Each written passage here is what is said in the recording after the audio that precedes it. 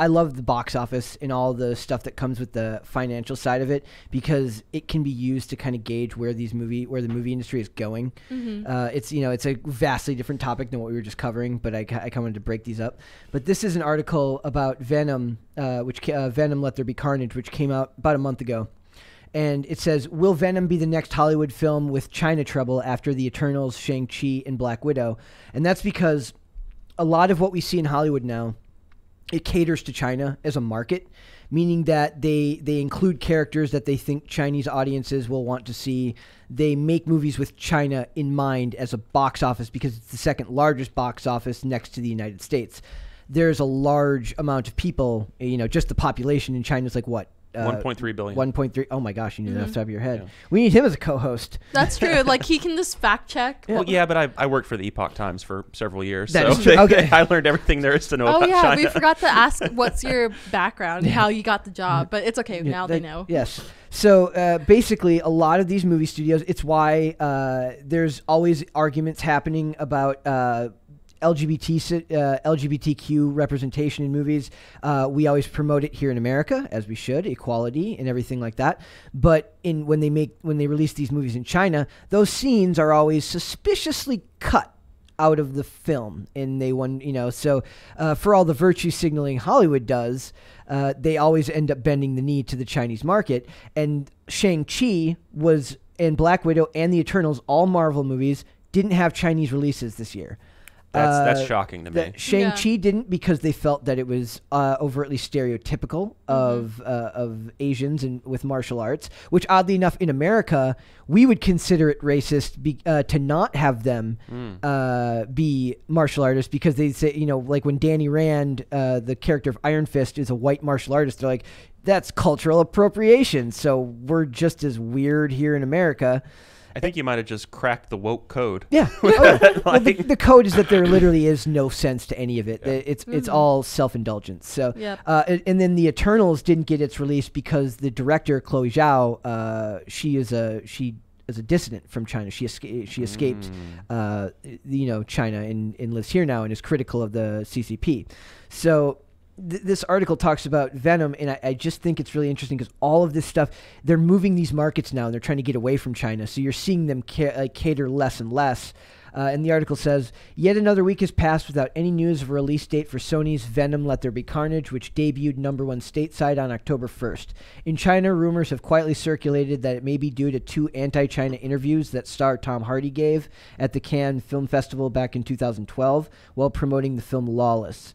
And I would be loved to know what they call like an anti-Chinese interview. It doesn't take much. Does it say what he says? I gotta know what he says. Wait, does he say Xi Jinping looks like Winnie the Pooh? I don't think. Oh, that's that. A big no-no. My bad. Big no-no. It says, asked at the film's press conference whether he saw Marlon Brando as an acting influence, Hardy admitted that he'd only ever seen one Brando movie, not The Godfather. He saw On the Waterfront or A Streetcar Named Desire, but one he described as The Tea Rising in Shanghai, the one where he played the Chinaman, to laughs from the audience. He was referring to the 1956 Japan set comedy The Tea House of the August Moon. So that was what's considered critical of China. Wow. Anti-China. Yeah. Wow. So the film stars Brando in a yellow face as an Okinawan villager named Sakini and takes place during the 1945 U.S. occupation of Okinawa in the wake of World War II. Not China. It's more enjoyable than you might imagine for a film from 1967, I believe. They're surprisingly. Oh yeah, I'm a Brando completist. I've seen everything Brando did. That's including awesome. Tea House of the August Moon. That's awesome. You are hired, my friend. You're done writing. You're coming to do the podcast with us. So new host. It says, Hardy doubled down of his use of the term Chinaman in a subsequent interview with The Vulture. Asked to confirm if he hadn't seen the Brando classics, Hardy reiterated, I've seen Shanghai Tea House of the Rising Sun, or whatever it's called when he plays the Chinaman. So Hardy just doesn't care. And also it was like 2012, so he's probably a lot less like global, or a lot less, you know what I mean? Like he would be prevented from saying that now. Mm-hmm. Like he would be not allowed to say that by his handlers. Yeah. So it says, Breakfast at Tiffany's. I remember this. Mm-hmm. There you go. So to me, this is one of these things where all they're talking about is one interview where he kind of is slightly negative about China, and you lose your right to make movies there. That's how petty and grotesque. I don't want to get political because I know we need to, say we are staying to the pop culture, but that's literally how petty that the CCP is. Yeah, like I mean that's why they're a communist country. Didn't they try to cancel Tim when they interviewed Lily Tang? Oh, I don't know. I'm not sure. Yeah, but there was I got a bunch of emails saying that some people couldn't find the podcast mid-scream because it disappeared. Possible. For a couple of seconds and then reappeared. The other thing that's interesting about this is that you keep very little of your why I think it's weird that they care so much about the box office there, because they keep almost none of the profits, meaning that if you release a movie here in America, the studio splits it either 50-50 or 60-40 with the theaters, right? They only keep 25% of what comes in from Chinese theaters. So on top of the censorship of the material, the fact that you have to market it to the Chinese audience, the fact that you only keep 25% of the profits there, and the fact that you're going to get at least some backlash from the people who talk about these issues, who talk about what's going on with the camps over there. You're going to get pushback from people. But yet sports, I mean, it's a huge, everyone knows that basketball, that there is a lot of kowtowing to China. So it's weird how a country that doesn't really hold our values, doesn't really have anything to do with the acting in the movies, holds such influence over how our movies are made, where they're released. Because the studio, whether they make the movie for China or not, is now taking into account whether it can be sold there as a reason to make a movie. So 2 scripts land on a producer's desk. One looks like it would run well in China. One does not. They're going to go with one and not the other, right? So I don't know. The original Venom movie earned $269 million in China. So it says the original Venom film grossed $856 million worldwide in 2018. And $269 million of it came from China. Wow. I just had a theory why it won't play in China, because you remember the old woman that runs the convenience store? She's supposed to be Chinese. Okay. Well, I mean, so do you think that's the reason why?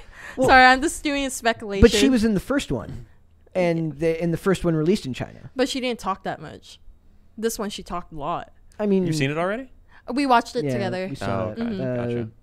If Hardy's past, but there's the theory here is that it's Hardy's past work that might have gotten it banned. But then why wouldn't it have been banned in the first movie, not the second? That's pretty interesting. I mean, well, 2 thoughts. First of all, if you want to have a really, really black-pilled moment, and I'm sure you would, Brett, about the future of movies, given the influence of China, the influence of big companies like Amazon, read a book called The Big Picture by Ben Fritz. I had to look it up to make sure that I got his name right.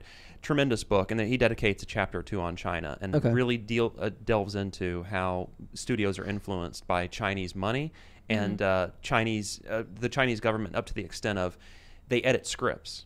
The Chinese government does edit scripts, and they'll say you can't do that. I mean, so you watch something like World War Z, and it's just like, oh well, the Chinese military came in and they were the heroes, or maybe it was World War Z. I can't remember. Yeah. Dumb movie, that one. I watch a lot of old mid-2000s television. I love old spy dramas and everything like that, and it's hilarious how often you tended to see the CCP, China, as a foe to the U.S. in these projects. Never anymore. You never see them. It's always Russia. Russia. It's always the damn Russians in the spy dramas now. That made me so mad. I watched Nobody with Bob Odenkirk on an airplane. I was just like, let me just tune out and watch a movie, and it's just like Russia. It's always Russia, dude. John Wick kills nothing but Russians. Just always Russians. Oh my gosh, it kills me. Leave the beautiful Slavic men alone. Leave the exactly. So it's not Russian. My other thought, if I may, there is one person that I've always respected him, but my respect just skyrocketed when he refused to kowtow to China. It was Quentin Tarantino. Yep. He refused to cut out the Bruce Lee scenes from Once Upon a Time in Hollywood. He said, I don't care. I'm not going to recut my movie for China. I don't care what they're offering. I don't care what's on the table. I'm not doing it. And I don't think that it's because he has any kind of political anti-CCP stance necessarily. Nope. I think that he just has integrity as an artist. He's just an artist. Refuses. He's just a weird artist who's going to stick, who just happens to have a lot of power because of how successful his movies have been. He came isn't in at the he close right time. with Bruce Lee too? When he was still alive. Weren't they like close? I don't remember seeing that.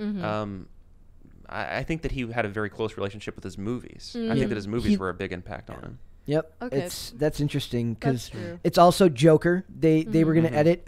They wanted to make edits on the film Joker, and they instead of doing so, they kept the movie as is, and it made over $1 billion without a Chinese release. No kidding. Yep. Yeah. I did not know that. Huh. It did. Yep. Wow. So I still need to watch that movie. Yep. I mean, but it's like they like literally talk about in a lot of like the things that I watch. They talk about how movies like Shang-Chi, and like that's like made to be a Chinese release. Like you'd think that why make it if it's not going to get the Chinese release, because Disney loves the Chinese, having them as an influence for their money. From what I understand now, the market is pushing away from there, and they're pushing in towards India as the new market for films. So, I've read that. Yeah. But also, the actor for Shang-Chi, Simu Liu, basically his family escaped from China and they moved to Canada. So that's another factor too. That's probably why it didn't, because I don't know, was he critical of China? No, he's not critical, but he did talk about, this isn't another David So stand, but basically when David So used to work for Just Kidding News, they had Simu Liu on there as a guest, and he talked about it. Like his family escaped from China. And just by talking about it, that could have gotten him blacklisted. Yeah. Well, no, the CCP opened their records. They pulled open their archives, and they were just like, "Oh yes, I remember him." The Liu family. Yep. The Liu family. That's exactly no more. Right. I'm not even kidding. Be gone with your movies. You're no longer allowed. But it's funny because Just Kidding News, like when they were first as Just Kidding Films, they talked about their stats. A lot of their stats came from China. They actually watched them and they loved them, and they made fun of the CCP a lot because one of the co-founders, Bart Kwan, his family escaped from China too. Like his mom is incredibly intelligent. Like I believe, like I think she started her own business. I don't remember.